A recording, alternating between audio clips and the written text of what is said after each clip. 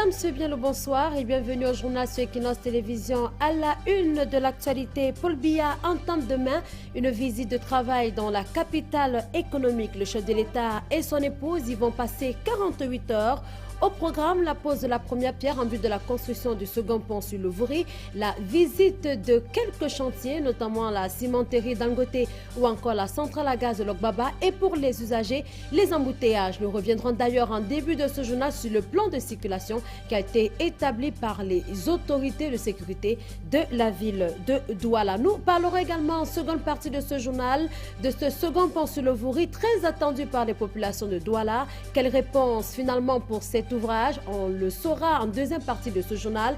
Et bien sûr, l'information sportive, le Cameroun qui joue contre la Tunisie, un match retour en vue du Brésil 2014. Samuel Eto'o-Fils qui appelle à l'union sacrée autour des lions indomptables du Cameroun. Madame, c'est tout pour le sommaire. On se retrouve dans un instant pour les détails.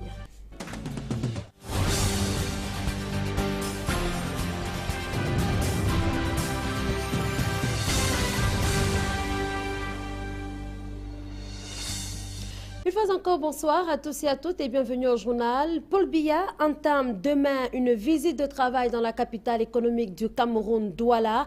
Une visite de 48 heures selon le programme officiel. Une visite qui va conduire le chef de l'État notamment sur le site qui va abriter cette cérémonie officielle en vue de la pose de la première pierre pour la construction du second pont sur le Vouri. On parle également de la visite de la cimenterie Dangote et la centrale à gaz du côté de Lokbaba pour nous citer que ces sites. Il faut signaler que les préparatifs sont quasiment bouclés dans la capitale économique. D'ailleurs, plusieurs membres du gouvernement s'en sont rendus compte cette journée. Une journée au cours de laquelle on a pu observer la répétition générale en prélude à la cérémonie qui sera présidée bien sûr par le chef de l'État. Une parade bien suivie par notre reporter Sylvestre Hippolyte Zangaou.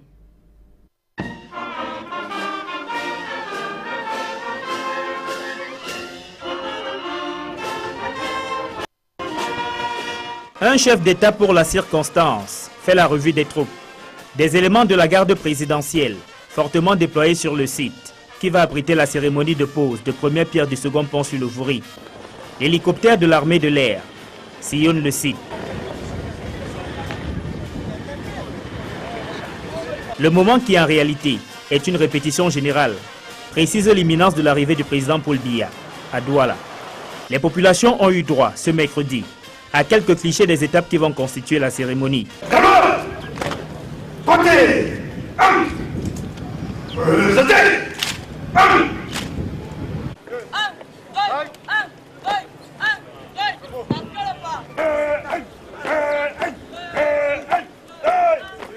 Sur place, plusieurs membres du gouvernement, conduits par Joseph Lee, le directeur adjoint du cabinet civil de la présidence de la République, veillent que tout soit parfait.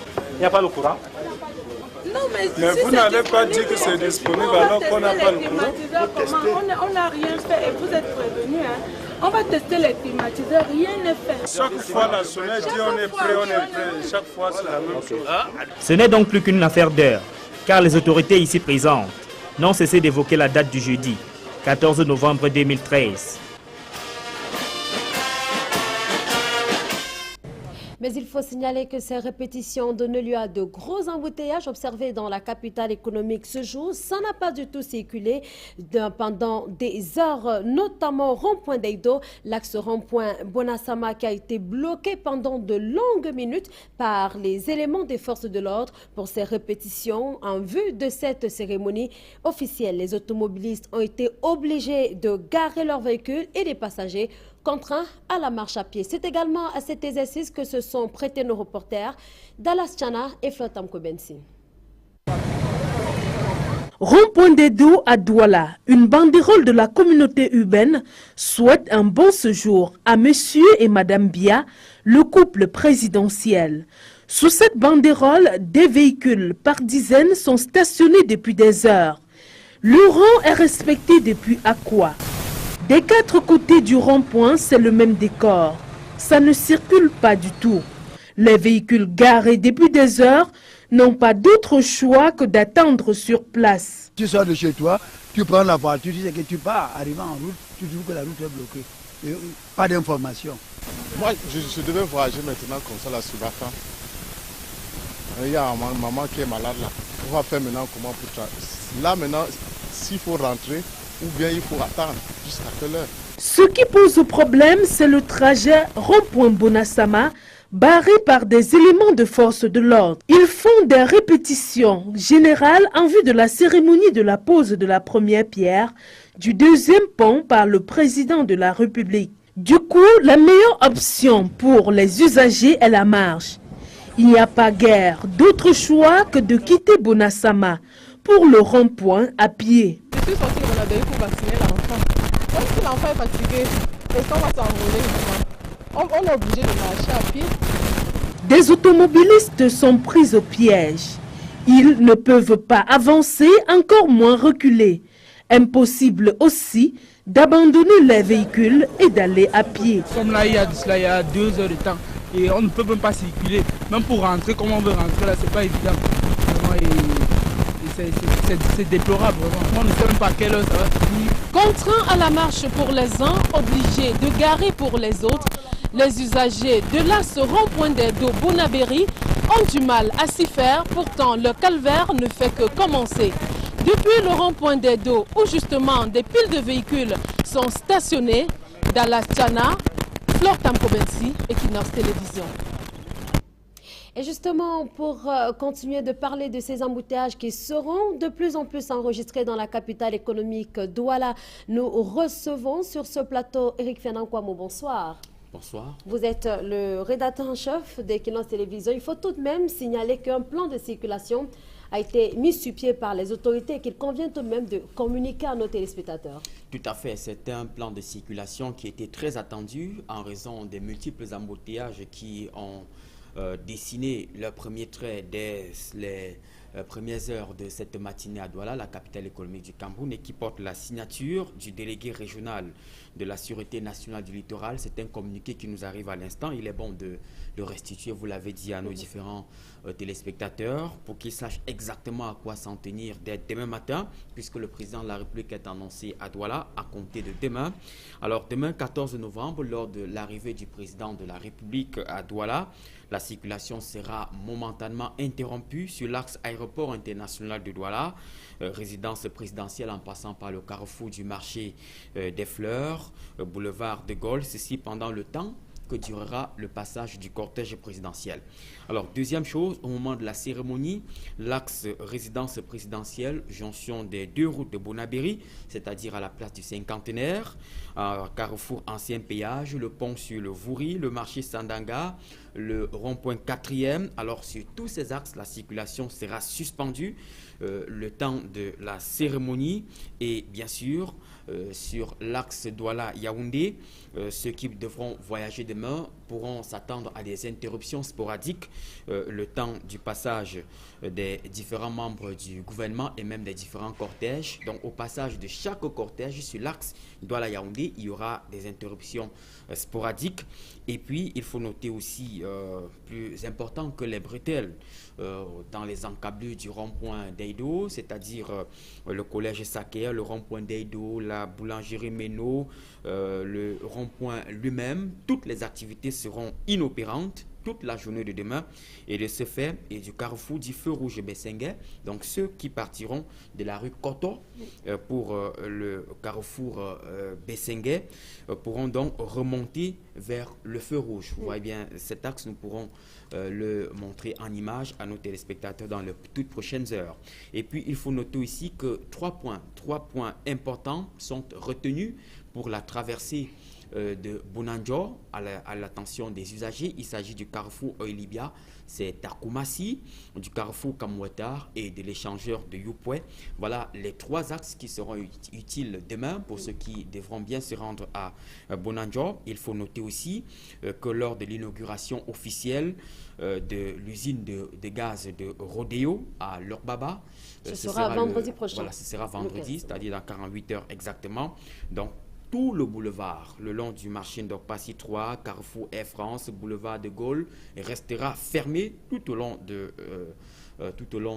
la cérémonie, et les véhicules qui évolueront en sens inverse à partir de l'entrée marché Ndokpassi pourront librement circuler, mais les véhicules qui partiront de Yaoundé pour Douala, le temps de la cérémonie, resteront simplement garés. Ils resteront garés ou alors il leur sera demandé de bifurquer plutôt du côté de Yassa pour remonter par Logbaba avant de rejoindre Ndokoti, pour être plus précis. Oui, pour être plus précis, tous les véhicules en provenance de Yaoundé, nous dit le communiqué, seront d'office déviés vers Yassa, à partir du carrefour, le grand carrefour de Yassa que vous devez très bien connaître. Donc voilà ce qu'on pourrait dire pour la circulation demain. En résumé, donc pas de circulation sur le pont sur le Vouri demain. Pas de circulation sur le pont, surtout pas au rond-point d'Eido. Pas d'activité au rond-point d'Eido. Voilà. On parle également de des activités qui seront isolées à la place du gouvernement. C'est précisément la résidence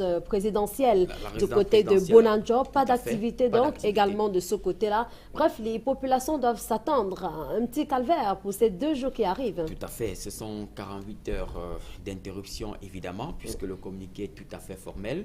Donc il est bon de le restituer, parce que vous le savez, les récents passages du chef de l'État à Douala ont parfois fait objet de beaucoup d'embouteillages, dû parfois à des incompréhensions. Donc il est important de le dire. Pas d'activité demain au rond-point, pas d'activité autour de la résidence présidentielle, dont les véhicules ne pourront même pas, les véhicules jaunes ou les véhicules privés ne pourront pas circuler dans les encablures de la résidence présidentielle au quartier administratif à Bonanjo. Pas d'activité au rond-point et dans ces encablures. Cela veut dire qu'il peut y avoir des incidences pour ceux qui exercent des activités à Aqua sans pour autant être touchés par la difficile circulation. Donc, vous aurez donc le choix, ils auront le choix entre rester à la maison ou simplement sortir et souffler un peu. Voilà. Merci à vous, Eric, pour tous ces éclaircissements. C'était bon de le savoir. Le plan de circulation qui a été rendu public par les autorités en charge de la sécurité dans la ville de Douala. Et si nous parlions donc de ce second pont sur le Vouri, dont la pose de la première pierre a lieu demain dans la capitale économique pour des économies, c'est une véritable bouffée d'oxygène. Ces économistes qui, pour la plupart, affirment que la construction du second pont sur le Vouri va régler les problèmes d'intégration du port de Douala à la zone industrielle de Bonabéry. Le transport des marchandises du port vers la ville sera tout aussi facilité. Note ces économistes rencontrés par nos reporters Claude Equard et Serge Loto. Un deuxième pont sur le Vouri, les choses se précisent avec la pose de la première pierre de cet édifice, longtemps réclamé par les populations pour résoudre les problèmes de fluidité entre les deux parties, occidentale et orientale du Cameroun. Pour Dominique Yamtimba, analyste des questions économiques, il y a plus. Il faut savoir que ce pont règle premièrement ce problème d'intégration du port à la zone industrielle, mais également facilite et optimise la gestion logistique pour les entreprises. Ça va faciliter le transport de marchandises de la zone industrielle vers la ville et les approvisionnements qui viendraient du port vers la zone industrielle. Construit pour allier les deux berges du Vouri, le deuxième pont sur le Vouri, deuxième pour la ville de Douala, constitue pour les entreprises un moyen sûr d'oublier les désagréments inhérents à l'existence de l'unique construit dans les années 50. À la fois, les livraisons et les approvisionnements sont facilités pour les entreprises, ce qui aura pour effet de détendre leur trésorerie actuelle qui est vraiment grippée par ce pont unique sur le Vouri jusqu'aujourd'hui, et ça va l'accroître après, ce qui permettra naturellement de contribuer à élever leur chiffre d'affaires et donc de pouvoir hausser les salaires et créer de nouveaux emplois. Le deuxième pont sur le Vouri, c'est plus de 800 mètres de long, avec 5 voies pour automobilistes séparées par une double voie ferrée. Au regard de l'emplacement réservé à la pose de la première pierre, en vue de la construction de ce deuxième pont, des voix s'élèvent déjà dans l'opinion publique pour s'insurger contre sa trop grande proximité avec l'actuel. Il n'y a pas de polémique à ce niveau. Il faut que tout le monde comprenne qu'on est en train de régler un problème purement économique. C'est le problème de la gestion logistique pour les entreprises de la zone industrielle, pour les entreprises qui viennent du sud-ouest, de l'ouest, du nord-ouest et qui doivent écouler leurs marchandises ou gérer leurs approvisionnements en matières premières ou en pièces détachées, et également pour tous les gros commerçants qui sont de ce côté et qui importent des produits. Le deuxième pont sur le Vouri, c'est un coût total de 119 milliards de francs CFA, supporté par l'Agence française de développement et l'État du Cameroun. Et si nous évoquons également un autre site sur lequel devrait se rendre le président de la République, il s'agit de cette centrale à gaz qui devrait produire un peu plus d'1 million de mètres cubes par jour, attendu donc de son exploitation. Selon des prévisions, l'État du Cameroun, bien qu'actionnaire minoritaire, pourrait engranger des recettes de l'ordre de 75 milliards de francs CFA d'impôts et de redevances chaque année. Les travaux de ce complexe que va inaugurer Paul Biya ont été lancés en 2011. Jean-Paul Chouniat. Lokbaba, site qui abrite désormais l'un des importants champs gaziers du Cameroun, dans la capitale économique, Douala. Aujourd'hui, c'est un complexe industriel qui se dresse ici sous l'appellation de centrale à gaz de Lokbaba, un quartier de l'arrondissement de Douala 3e. Selon des études menées il y a quelques années, le sous-sol de Lokbaba regorge 2 puits d'hydrocarbures à une capacité d'exploitation de 1 million de mètres cubes par jour. Production promoteuse qui a amené le président de la République à signer en mai 2011 un décret autorisant l'exploitation de cet important champ gazier. Les travaux de construction avaient débuté en juin 2011 et plus de 2 ans après, n'attend plus que son inauguration. Une des raisons de la présence annoncée de Paul Biya à Douala, les va-et-vient des hommes et des engins sur le site traduisent bien l'ouverture imminente des vannes pour l'extraction du gaz, un produit qui va résorber les coupures intempestives d'énergie électrique, rassure Jonathan Fritz Barrett, directeur général de Rodeo Development, filiale opérationnelle de Victoria Oil Gas au Cameroun. Le gaz extrait des profondeurs de Lokbaba pourra surtout remplacer des combustibles comme du gazoil et contribuer à une meilleure protection de l'environnement. Une fois la centrale à gaz de Lokbaba opérationnelle, les retombées annuelles pour le Cameroun représentent 75 milliards de francs CFA. De l'argent frais versé dans les caisses de l'État à titre de redevances et impôts. Les experts tablent sur 100 milliards de francs CFA d'économie pour le Cameroun si le plan de commercialisation mis en place s'avérait efficace. Le complexe industriel qui va bientôt pomper le gaz de Lokbaba est un investissement de 45 milliards de francs CFA, fruit d'un partenariat secteur public-secteur privé avec 57% de part pour le principal actionnaire, Victoria Oil Gas, 38% d'investissement pour RSM Production Corporation et 5% pour l'État du Cameroun par le biais de la SNH, la Société nationale des hydrocarbures.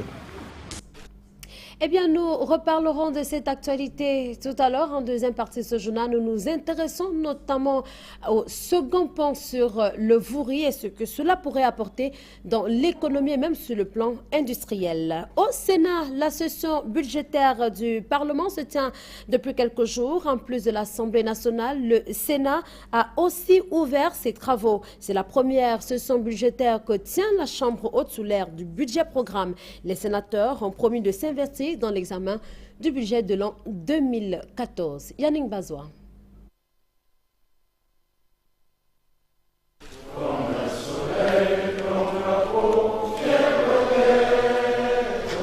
En ouvrant les travaux de cette toute première session budgétaire du Sénat, le président Niad Marcel Difendi a d'entrée de jeu félicité ses pairs pour leur large participation positive à la réussite du double scrutin du 30 septembre dernier. Chacun de nous s'est comporté en artisan de la paix, donnant des conseils à récit, prêchant la concorde par là. C'est un bon point de comportement exemplaire qui est attribué à tous les sénateurs qui sont déployés sans réserve dans tout le pays. Je m'en voudrais de ne pas vous adresser mes sincères félicitations. Concernant la session budgétaire qui s'ouvre à l'ère du budget programme, il leur a recommandé vigilance et respect strict des exigences des principes de fonctionnement de l'État. À ce niveau, les sénateurs se disent suffisamment prêts à relever ce défi. Nous avons déjà géré des communes, nous avons géré des grosses structures dont nous ne sommes pas étrangers à la gestion des budgets. C'est quelque chose que nous faisons régulièrement. C'est la deuxième année que l'expérience du budget programme se met en place. Nous avons été informés en tant que simples citoyens la première année des modalités de confection du budget programme. Ça ne pose pas de difficultés particulières dans la mesure où il s'agit simplement, au-delà du budget traditionnel, de fixer des objectifs en termes de programme à chaque ligne budgétaire.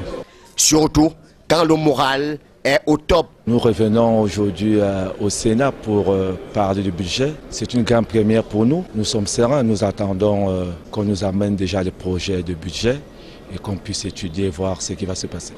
En attendant de recevoir les textes de loi, les sénateurs restent toujours à l'attente de leur salaire.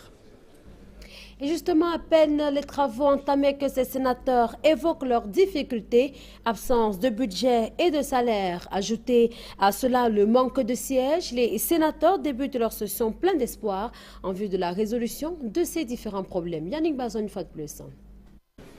Alors que les sénateurs s'apprêtent pour une première fois à adopter le nouveau budget de l'État, la Chambre haute connaît toujours un sérieux problème, celui de l'absence du budget de fonctionnement. On a été surpris, en tout cas moi, j'ai été surpris, il y en a beaucoup qui le sont aussi, d'apprendre que notre Sénat n'a pas de budget. Il a fallu que nous fonctionnions comme nous le faisons aujourd'hui grâce à la générosité entre guillemets du président de la République.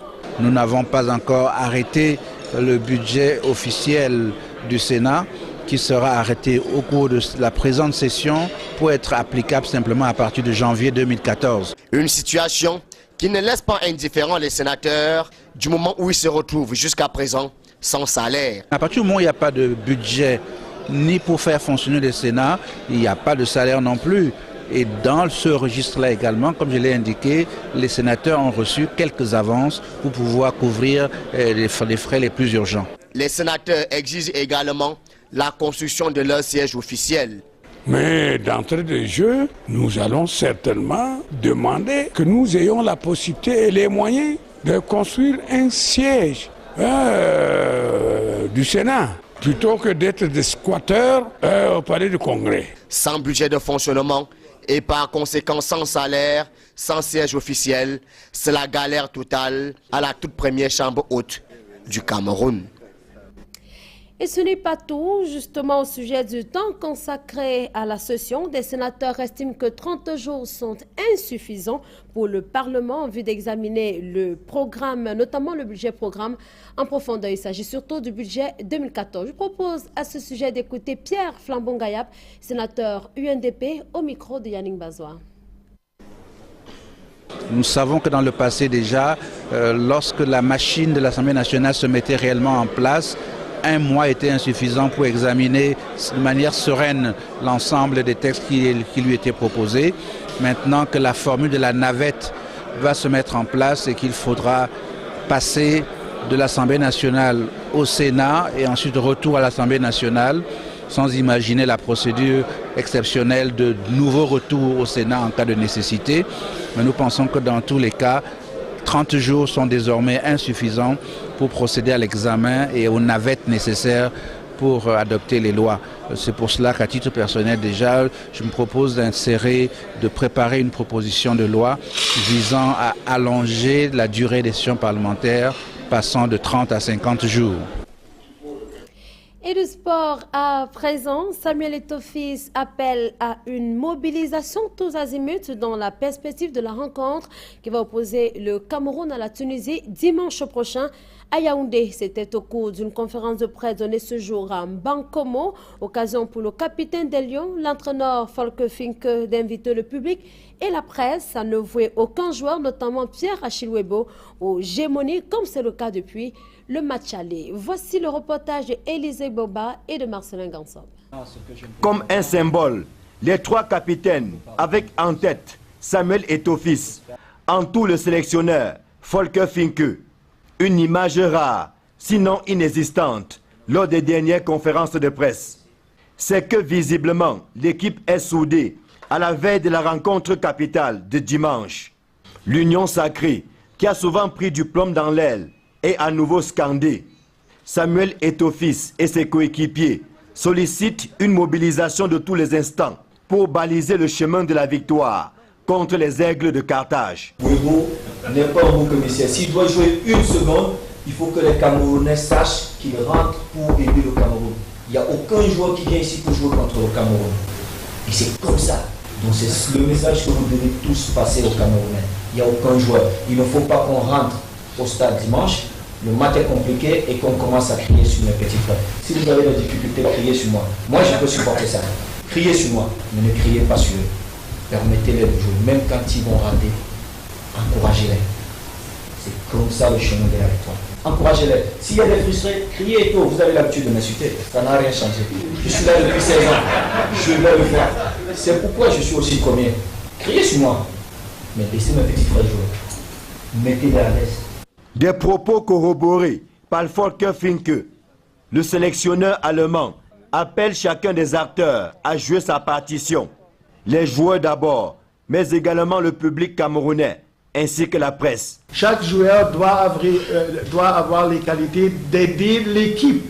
Vibo, moi aussi je crois que c'est un petit peu trop que lui, il est quelqu'un qui est responsable. Non, il a fait un bon travail dans le match.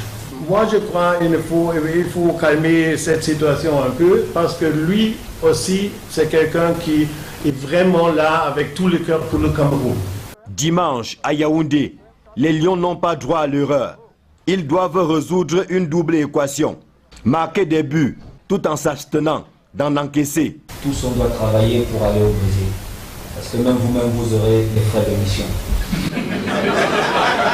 J'aimerais être Dieu pour te dire que je vais marquer et qu'on va gagner. Mais ce que je veux te promettre, c'est qu'on va se battre. Comme de bons lions. L'enjeu est de taille. Et les 25 lions en cage en sont conscients. Au moment où ils poursuivent sereinement leur mise au vert dans la cuvette paisible de Bankomo. Quelques gouttes de pluie au menu de ce deuxième jour de stage préparatoire à la rencontre cruciale de dimanche contre les Aigles de Carthage. Le souhait des Camerounais est que ces quelques gouttes de pluie puissent se transformer en bénédiction pour la victoire finale. Ici, le centre d'excellence de la CAF, en Bankomo, Élisée Borba, Marcelin Gangsop, Equinox Télévision.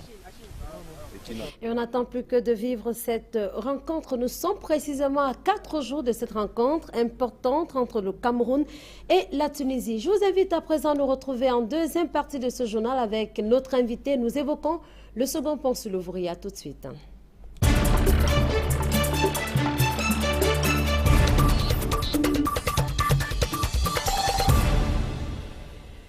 Merci de nous retrouver dans le cadre de la seconde partie de ce journal. Nous sommes en compagnie de Kameni Djoute. Bonsoir. Bonsoir Sandrine. Merci d'avoir accepté cette invitation. Je signale que vous êtes ingénieur spécialisé dans les ponts et les chaussées. C'est bien cela? En effet, je suis polytechnicien, c'est-à-dire nous avons fait toutes ces études-là, mais je suis plutôt spécialisé en électricité. Qui dit électricité dit tout corps d'étape à peu près. Ouais. Très bien. Alors, aujourd'hui, on parle du second pont sur le Vouri, la construction qui est imminente. Pour vous, cela arrive un peu tard, il fallait y penser beaucoup plus tôt? Vaut mieux tard que jamais. Bon, depuis 1982, nous sommes sur le projet. Bon, on avait pensé à un moment donné que ce pont arriverait... 82, ça fait 31 années. Oui, justement, les études de faisabilité ont été réalisées en 82. Et l'exposition à la communauté urbaine avait eu lieu et nous avons tous les documents, mais ça a traîné. Heureusement qu'aujourd'hui on y pense. Alors, ce pont, décidément, pourquoi devrait-on penser aujourd'hui à construire un second pont sur le Vouri? Quelles sont les caractéristiques que le pont actuel n'obéit plus pour être digne d'être appelé pont sur le Vouri, dans une capitale économique du Cameroun, par exemple? Oui, effectivement, le vieux pont, comme nous l'appelons, le vieux pont actuel a été construit entre 1952 et 1955. Ce pont a été mis en service en 1955 avec un péage qui a duré jusqu'en 1975. Et ce pont, après plus de 50-60 ans, s'est dépassé. C'est dépassé. Aujourd'hui, il y a plus de 40 000. Il y a plus de 40 000... Allez-y, on vous écoute. Il y a plus de 40 000 véhicules qui passent tous les jours sur ce pont. Et on vous a dit qu'on enregistre des embouteillages de plus de 2 heures chaque jour. Donc, il fallait un deuxième pont. Alors, quelles pourraient être les caractéristiques techniques du pont qui doit être construit? Oui, et actuellement, c'est bien fait qu'on ait pensé à un pont à 5 voies, deux voies de chemin de fer, parce qu'il faut penser au port de Limbé, en eau profonde, qui va drainer plus tard plein de marchandises vers Douala. C'est pourquoi on a prévu donc 2 rails, plus un rail dans l'ancien pont, ça fera 3 rails. Donc, nous avons donc 3 voies qui partent de Bonabéry vers Douala et 2 voies qui partent de Douala vers Bonabéry sur ce nouveau pont. Et cela est-il suffisant? Oui, pour l'instant, on peut couvrir les besoins, mais il faudrait penser plus tard à un 3e pont qui a été aussi étudié en 1982 par le projet FAC.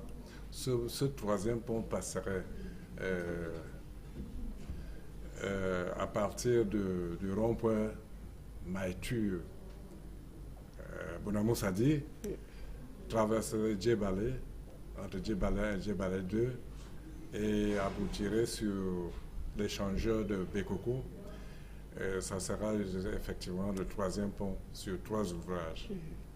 S'il faut attendre 31 années après des études de faisabilité pour évoquer enfin le second pont sur le Vouri, c'est qu'il faut encore attendre 30 ans pour parler du 3e pont sur le Vouri, certainement. Pas tout à fait, ça dépendra de la politique. Parce que nous, les ingénieurs, les études ont été réalisées et tout a été fait. Il reste maintenant qu'on recherche des financements. Donc, dès la fin de ce pont actuel, il faudra penser déjà au 3e pont. Mais les autorités vont quand même 40 mois pour construire le second pont. Oui, mais est-ce que ça va toujours durer 40 mois? On ne sait pas. 40 ans, je crois, comme vous dites. Je ne sais pas si ça durera 40 ans, mais avec l'évolution des choses, je pense que ça viendra très vite. Alors, vous estimez que le projet pour la construction du second pont sur le Vouri qui est annoncé répond à toutes les caractéristiques d'un pont qu'une ville comme celle de Douala pourrait avoir? Oui, actuellement, les études de faisabilité que j'ai vues, la maquette que j'ai étudiée, les caractéristiques sont bonnes, sauf une chose. C'est qu'au départ, ce pont devait passer de l'autre côté, c'est-à-dire après l'installation des Chinois qui vont faire Kanwatala, ça devait passer par là pour déboucher sur le rond-point d'Edo, sur une distance de 1850 mètres. Bon. Ça, c'était la norme internationale. Bon, actuellement, on a pu obtenir que ça soit construit à la position aval, c'est-à-dire du côté du port de Douala.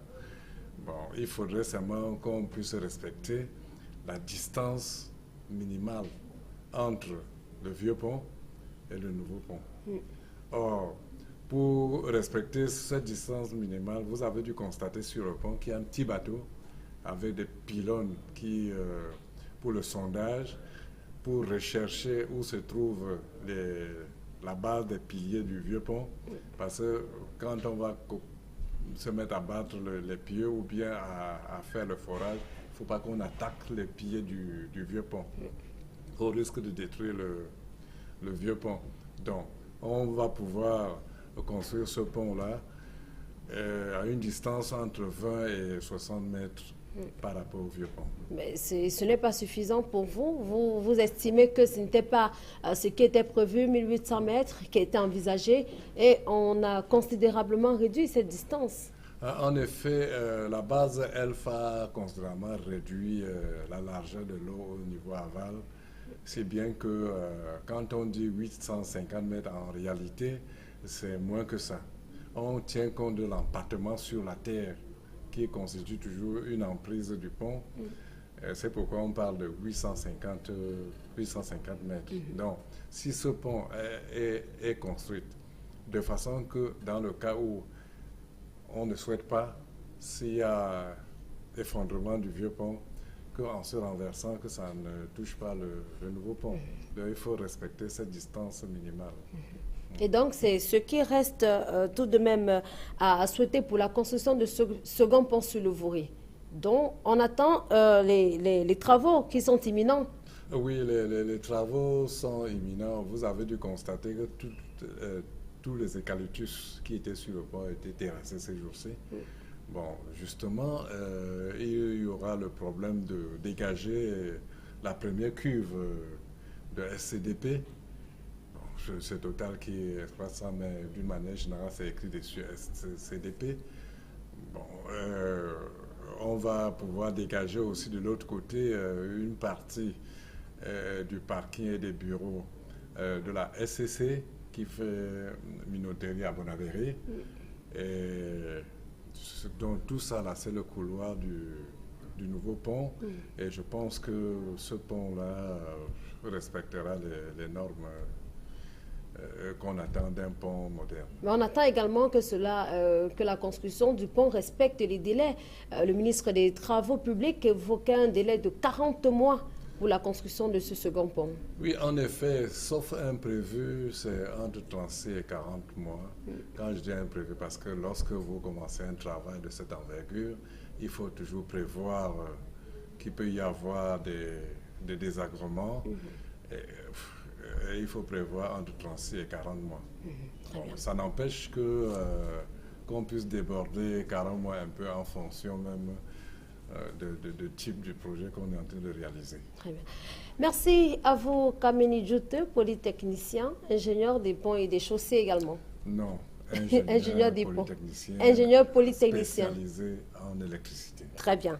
Merci à vous pour toutes ces informations. Madame, je vous dis également merci d'avoir suivi cette édition du journal. Juste après, vous retrouverez le numéro 2 de 237. C'est le débat. Quant à moi, je vous donne rendez-vous demain lorsqu'il sera exactement 20h. Bonsoir.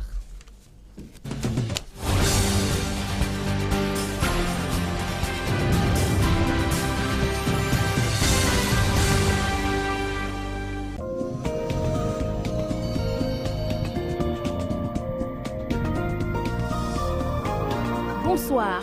Les prévisions météorologiques du jeudi 14 novembre 2013. Dans la région de l'extrême nord, à Marois, les températures vont évoluer de 22 à 36 degrés. Le ciel sera dégagé en matinée, des intervalles nuageux observés en après-midi et le ciel à nouveau dégagé en soirée. À Yagua, les températures vont progresser de 21 à 37 degrés. Le ciel restera clair tout au long de la journée. Dans la région du nord, à Guidère, les températures vont varier de 23 à 31 degrés. Le ciel nuageux en matinée, du soleil en après-midi, le ciel sera clair en soirée. À Garoua, les températures vont progresser de 22 à 38 degrés. Des intervalles nuageux seront observés en matinée tout comme en après-midi. Le ciel sera dégagé en soirée. Dans la région de l'Adamawa, à Ngaoundéré, 15 degrés minimum, 30 degrés maximum. Des intervalles nuageux observés durant toute la journée. À Tibati, les températures vont évoluer de 19 à 31 degrés. Le ciel couvert en matinée, nuageux en après-midi et à nouveau couvert en soirée. Dans la région de l'Est, à Abombang, les températures vont progresser de 19 à 29 degrés. Faible pluie en matinée, des orages le reste de la journée. À Bertois, les températures iront de 21 à 27 degrés. Des averses de pluie durant toute la journée. Dans la région du centre, à Yaoundé, les températures évoluent de 19 à 29 degrés. Le ciel restera nuageux en matinée tout comme en après-midi et des orages en soirée. À Nanga et Boko, les températures iront de 19 à 27 degrés. Le ciel restera couvert tout au long de la journée. Dans la région du littoral, à Douala, les températures vont varier de 24 à 32 degrés. De faibles pluies en matinée tout comme en après-midi. Des intervalles nuageux seront observés en soirée. À Konsamba, les températures vont évoluer de 18 à 28 degrés. De faibles pluies en matinée et des orages le reste de la journée. Dans la région de l'ouest, à Bafang, les températures vont évoluer de 18 à 23 degrés. Averses de pluie durant toute la journée. À Fumban, les températures varient de 19 à 26 degrés. Le ciel sera voilé tout au long de la journée. Dans la région du sud, à Ebolova, les températures évoluent de 19 à 25 degrés. Le ciel restera couvert tout au long de la journée. À Kribi, les températures évoluent de 25 à 32 degrés. Orage en matinée et intervalles nuageux observés le reste de la journée. Dans la région du sud-ouest, à Tiko, les températures vont évoluer de 25 à 31 degrés. De faibles pluies tout au long de la journée. À Kumba, les températures vont varier de 22 à 29 degrés. Le ciel restera couvert durant toute la journée. Dans la région du nord-ouest à Bamenda, 15 degrés minimum, 26 degrés maximum. Intervalle nuageux observé en matinée, de faibles pluies en après-midi et des orages en soirée. Nous célébrons demain jeudi 14 novembre les Sidoines. Rendez-vous demain lorsqu'il sera 6h50 sur Cadence matinale.